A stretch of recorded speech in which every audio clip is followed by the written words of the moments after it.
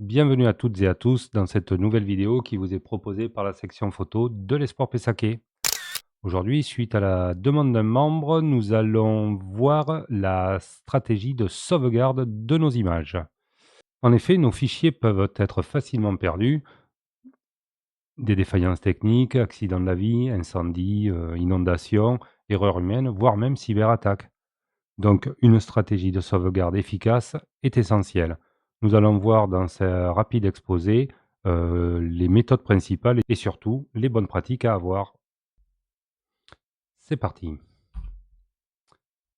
Alors, il existe plusieurs méthodes de sauvegarde pour ces images numériques, mais une des plus efficaces consiste à utiliser une combinaison de différentes solutions.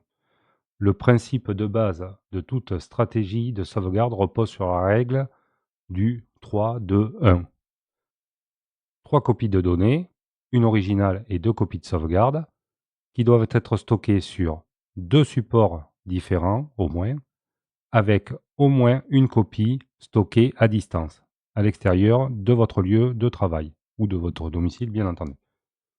Cette approche permet de garantir que même en cas de problème local, une panne de disque dur, une explosion, n'importe quoi, euh, une copie des données est toujours disponible quelque part. Nous allons imaginer à partir de maintenant que vous voulez sauvegarder soit une image HD non compressée, par exemple un fichier TIFF sans destruction de votre photothèque, et au pire un fichier JPEG en haute définition, ou bien la totalité de votre espace de travail photo avec les fichiers RAW, les XMP, éventuellement des JPEG d'export en haute qualité, voire des TIFF, et le catalogue de votre logiciel de gestion préféré si vous en utilisez un. Après la version originale de votre travail, le premier niveau de sauvegarde repose généralement sur un disque dur externe. Ce support est facile d'utilisation, peu coûteux maintenant, et il offre une grande capacité de stockage pour quelques euros le téraoctet, une centaine d'euros au moins le téraoctet. Cependant, il est essentiel de choisir un disque dur de qualité et de vérifier régulièrement son état, car ces supports sont vulnérables à l'usure. Même les SSD ont des durées de vie qui sont préconisées par le constructeur. Les disques durs traditionnels, eux, sont vulnérables à l'usure, au choc, aux défaillances électriques, bien sûr. Et il est recommandé d'utiliser plusieurs disques durs et de les changer euh, au moins tous les 5 ans, on va dire, pour minimiser le risque de perte de données.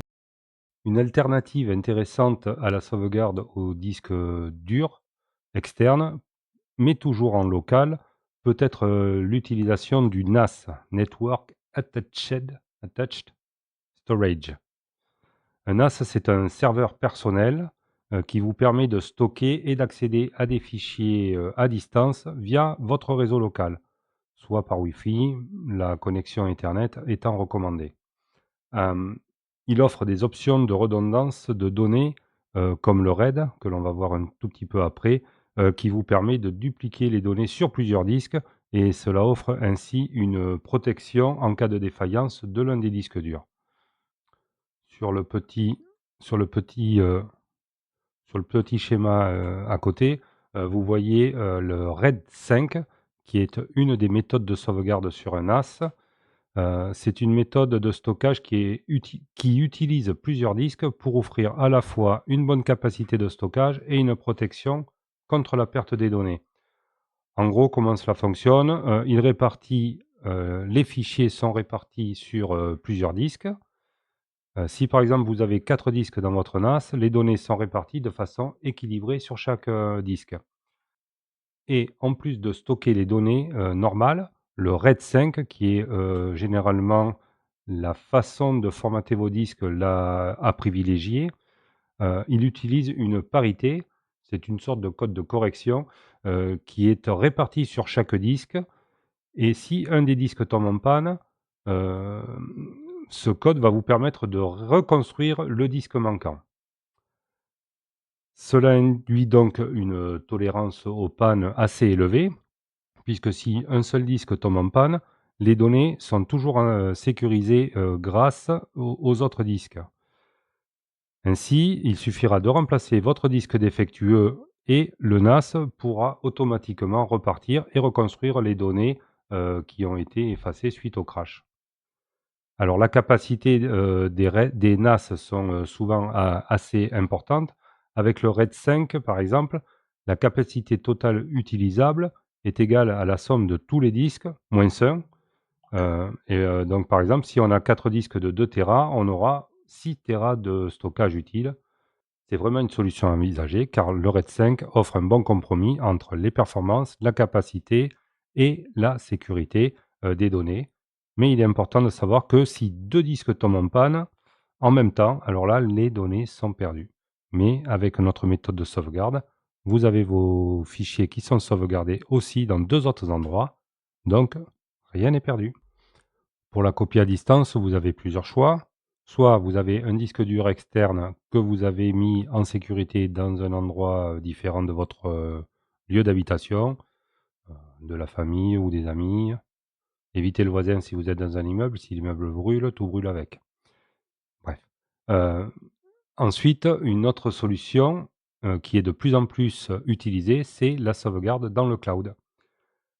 Avec cette solution, il est souvent enregistré une version haute définition de votre image, mais très rarement les RAW. Ça prendrait vraiment beaucoup de place et l'utilité est assez faible, d'autant plus que la méthode de récupération n'est pas aussi instantanée. Alors pour cela, il y a plusieurs services qui sont disponibles, de nombreux services même sont disponibles. Les généralistes, Google Drive, Dropbox, des spécialisés, Amazon, des spécialisés dans l'image comme Flickr. Bref, le choix est assez vaste. Le principal avantage, c'est que cela permet d'accéder à vos images n'importe où dans le monde, puisque vous avez une connexion à distance par internet.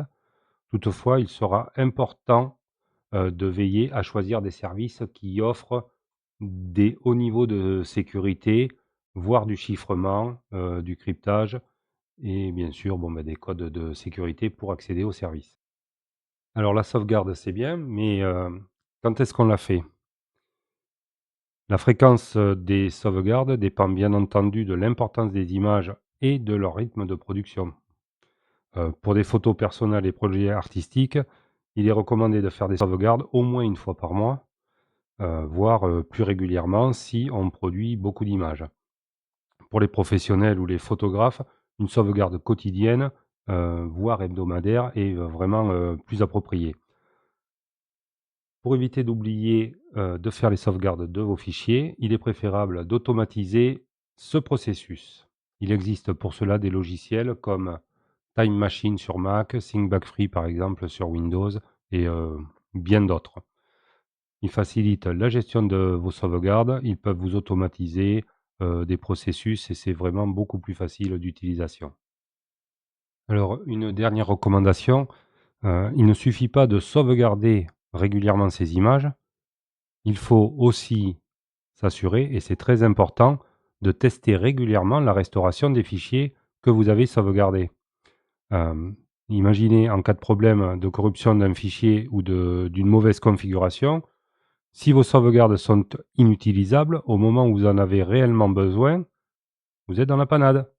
Donc, il est recommandé de faire des tests de restauration, de s'assurer que ces images sont bien lisibles sur vos différents supports de sauvegarde.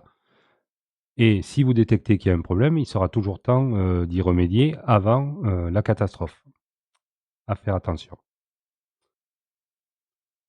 Alors, en conclusion, on dira que la sauvegarde des images numériques est une étape cruciale pour préserver ses souvenirs et son travail. Une stratégie de sauvegarde bien conçue doit reposer sur la diversification des supports, disque dur, cloud et tous les supports que l'on va imaginer par la suite, sur l'automatisation des process et sur la sécurité de vos fichiers. En suivant la règle du 3, 2, 1 et en choisissant des solutions adaptées à ses besoins, chacun peut s'assurer que ses images sont en sécurité, quelles que soient les circonstances. le coût et le temps investi dans une bonne stratégie de sauvegarde sont largement compensés par la tranquillité d'esprit qu'ils offrent face au risque de perte de données. Eh bien, ce sera tout pour cette fois. J'espère que cette vidéo vous aura un petit peu aidé. Si ça vous a plu, vous n'hésitez pas à mettre un petit pouce, à commenter, à liker, à vous abonner à la chaîne.